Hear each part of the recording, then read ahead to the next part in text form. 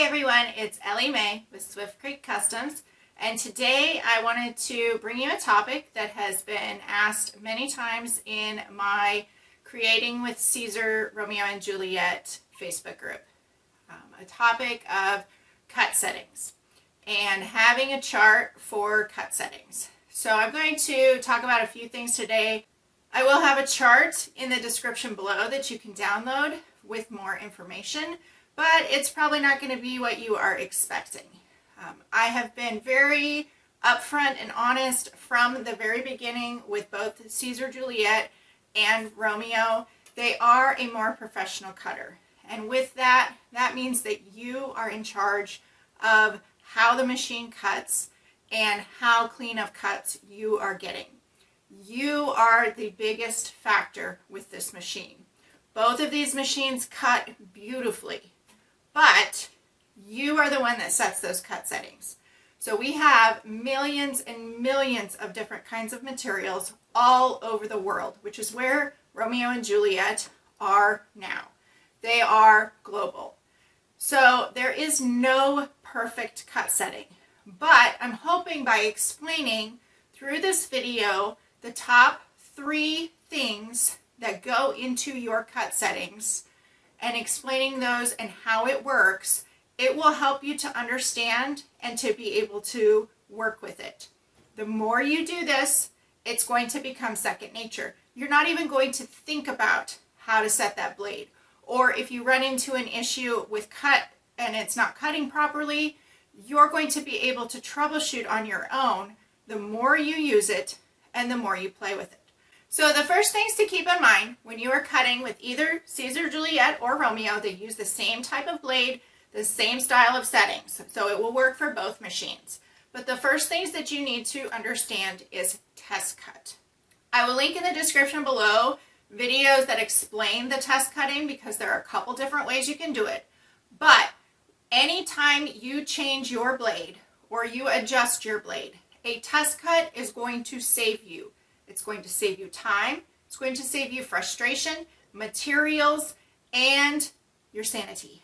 So while you may think it's a waste of time or that you didn't have to do this with previous machines, it's always a good idea to test cut. And Siser has made it very, very easy to be able to test cut simply from the screen on either Siser Juliet or Romeo.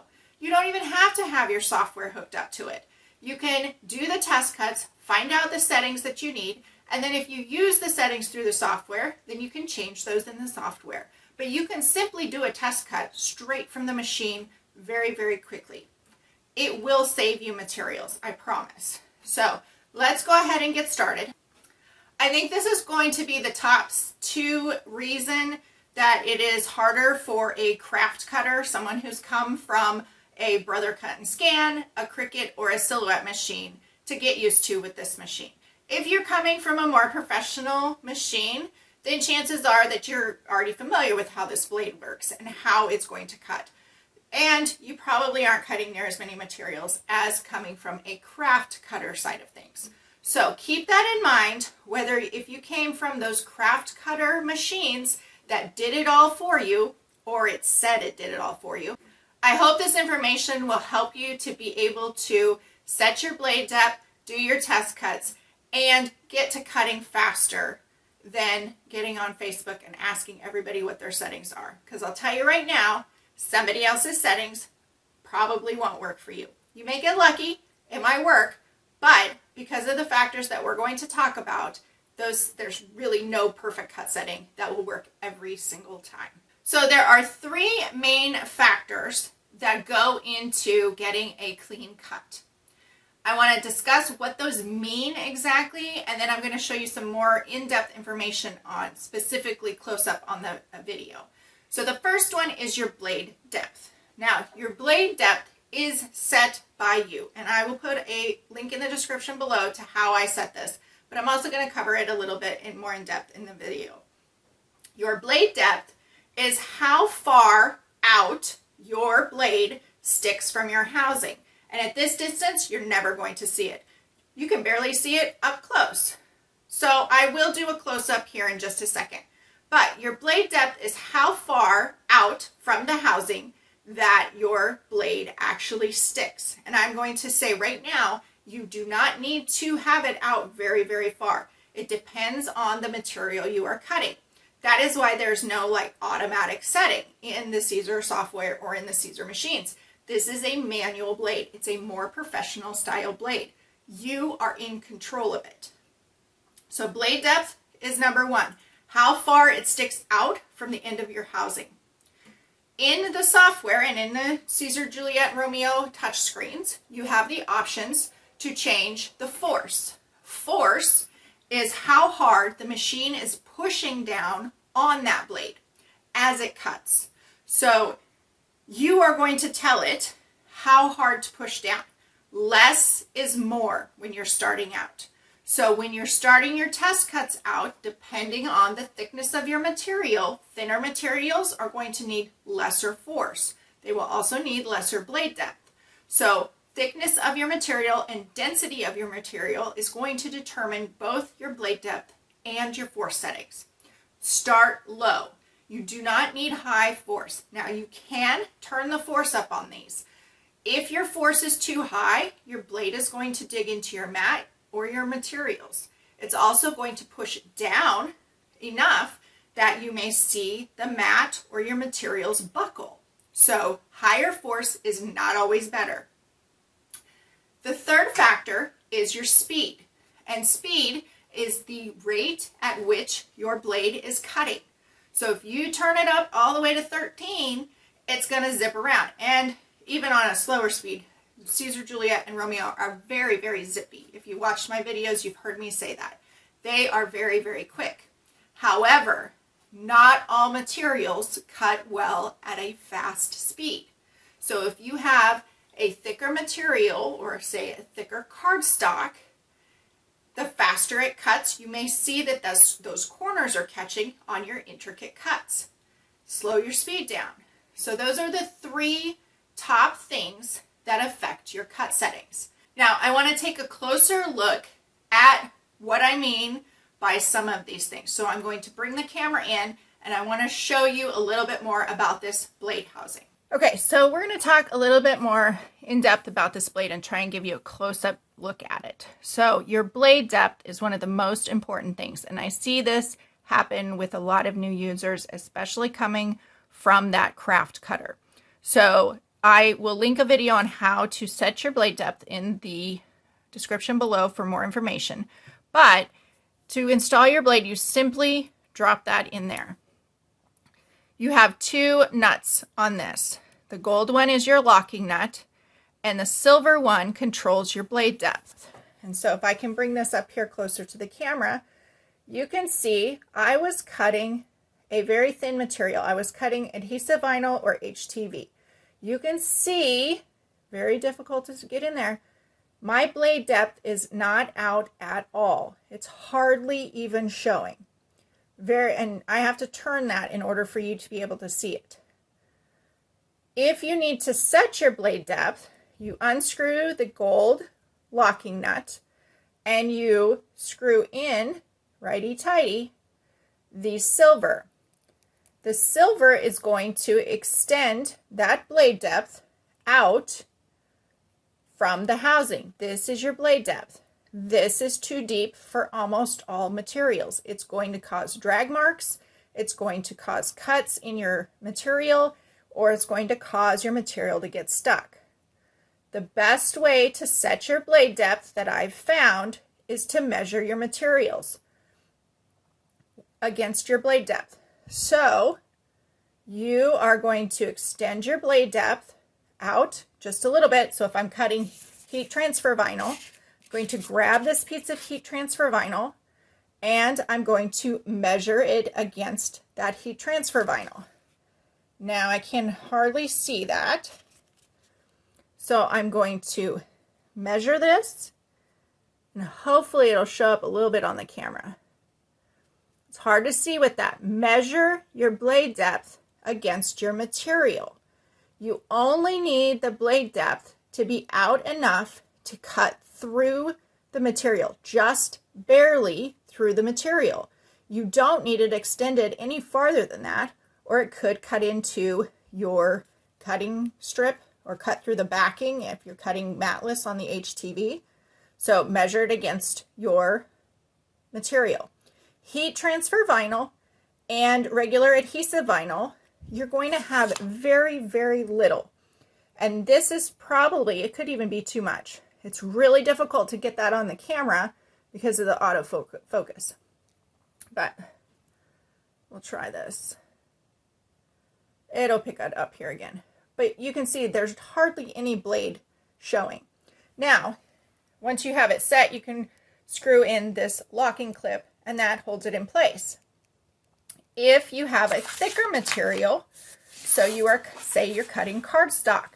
Cardstock probably is not the same thickness, and I'm going to say it, I said millions and millions of materials worldwide. That is, there's so many materials. Cardstock in the US differs from card in other countries. Measure your blade depth against your material.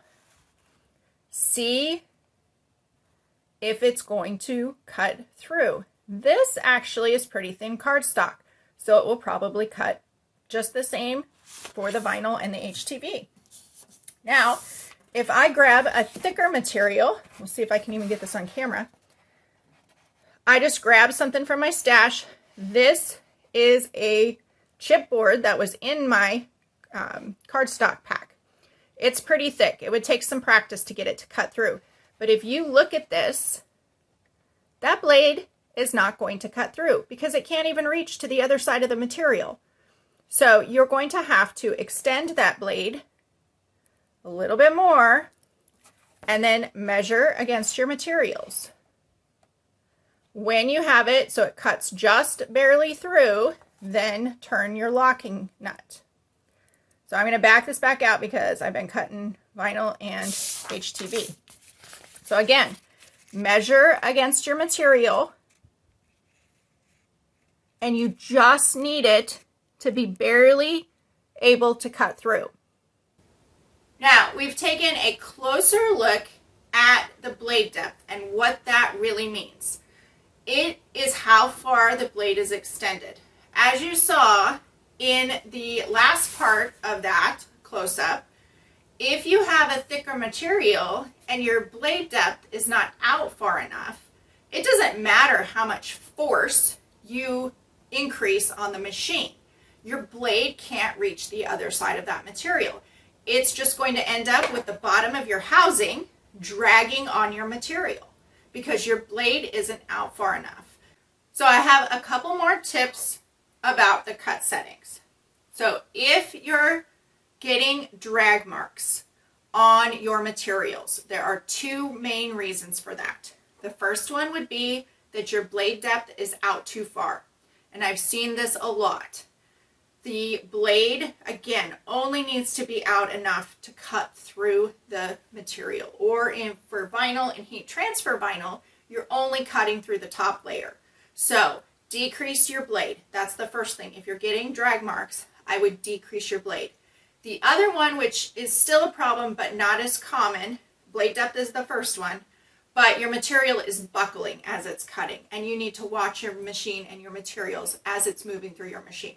If there is too much slack in the material, so you haven't loaded it completely flat and have enough tension on it, that material can buckle in the middle between the rollers, and then your blade is going to hit that material. As it's buckled, it's going to be closer to that material. So if I use this as an example, if my material is buckling and it's rounded, as my blade goes to travel, it's getting closer and it's going to drag on that material. So those are the two top reasons. Number one, start with your blade depth. Decrease your blade depth. The next one is if your force, increasing your force and those test cuts, after you've done several test cuts, if your force is not getting the cut that you want, then try increasing your blade depth, but just a bit. And when I say just a bit, that means not a millimeter. That means like 1/10 of a millimeter. So when you take that out, unscrew the gold cap, turn maybe a quarter turn or less, and then try again. Again, if you've measured it next to your materials, you should be pretty darn close. But if you're not getting it after several times with the force and increasing that force, then go ahead and try and adjust it. But 1/8 of a turn to a quarter turn. You're just going up a little bit. One of the most common questions that we are getting lately is having presets for all materials. Like I said in the beginning, there are millions of materials worldwide. Having a chart that works for every single material is really just not possible. Even within the chart, and I'm going to include one, and looking at the Siser website is kind of where I got the idea, even with their materials, they give you a range because there are so many factors that play into this. Your blade depth, if it's not set the exact same blade depth as mine, is not going to work on the same force settings. So for instance, if I use on Recollections cardstock from Michaels, if I use, and it's 65-pound cardstock, I start with my test cuts at a force of 40. I've gone all the way up to 60, maybe even 80. Just depends on the cardstock and what I'm cutting. Textured cardstock, that's completely different. I've probably started it at a 60 and I've gone up to 100. So it's just going to vary. And the more you do this, the more it's going to become second nature. You're going to be able to recognize why your cut is not cutting cleanly, or why it's cutting into your mat, or why it's not cutting through at all. Those are the first 3 things to start with. I always start looking at the blade depth first to make sure that is set properly. If someone has their blade depth out way too far, it doesn't matter what else we change. You can back the force off all you want. That blade is still likely to drag and to cause issues because it's out way too far to go through your material. Presets are a nice thought, but there are no perfect cut settings that are going to work for everyone. Getting into the habit of test cutting, using the techniques that I've showed you with how to set your blade depth, where to start with your force. So if I started with my force at a 40 for cardstock, I'm going to go up higher for a thicker material. With HTV and adhesive vinyl, I don't cut that high. I might start with a 10, maybe a 20. It just depends. If I'm cutting Siser HTV, those are the settings I'm going to start with. But if you take a look in the links in the description below to the Siser website, for their materials, they list a range of force too. So there is no magic number that is going to work for everyone. Becoming familiar with your machines, recognizing how it works, and doing it yourself over and over and over is going to give you the best success. It's not an automatic machine. It's not magic out of the box. You are the one in control of it. You have more control over these machines than other craft cutting machines. My biggest advice for you is to just play. Test cut, test cut, test cut. You will hear that from many in this industry. A test cut is very important. The more you do this, the more experience you're going to get, and you're going to be doing these same steps that took me this entire video to tell you about without even a second thought. You're going to be off and cutting. You're going to have intricate cuts. Doesn't matter what materials you're cutting. Now, a couple things that can help you. If you are cutting the same materials always, then you probably don't need to change your blade. So if someone is cutting vinyl or heat transfer vinyl and that's all they ever cut, you may not have to adjust your blade as often as somebody who is cutting multiple materials. Myself and a lot of other craft cutters, we're going between HTV, adhesive vinyl, and cardstock, and other specialties. I've been testing lots of other thicker materials with the Siser machines, and I've been moving my blade depth a lot. So if you are one of those people who cuts a variety of different materials, it may help for you to have extra blade housings that the blade is already set with the depth that you used for the last time you cut. I would still highly recommend a test cut because you never know, you might grab the wrong blade housing. You can also take a little bit of vinyl and you could cut. The Siser cutting machines will cut a very, very intricate cut, just check out some of my YouTube videos. I have some very intricate cuts with this machine. And you could label those. So you could have different blade housings that are already preset for the different materials you're using. The other thing is if you're cutting different materials, it's also going to dull the actual blade that's within your housing at a different rate. So if you're cutting cardstock versus HTV and vinyl, cardstock does dull the blade differently. If you're cutting other materials like fabric, fabric definitely dulls the blade at a different rate. Just ask any sewer who has fabric scissors and paper scissors. It will help to have extra blade tips on hand and extra blade housings. So I hope that these tips have helped you to be able to understand what the difference between blade depth, force, and speed are when you're talking about cutting machines. Now, all of those terms apply to all cutting machines. It's not specific to the Siser Juliet or the Siser Romeo. So the more you know about your machine and how it works, the better you're going to be, and you're going to be doing these things without even thinking about them. Hope that has helped. I hope you have a great day. Let me know in the comments below if you have any questions, and we'll talk to you later.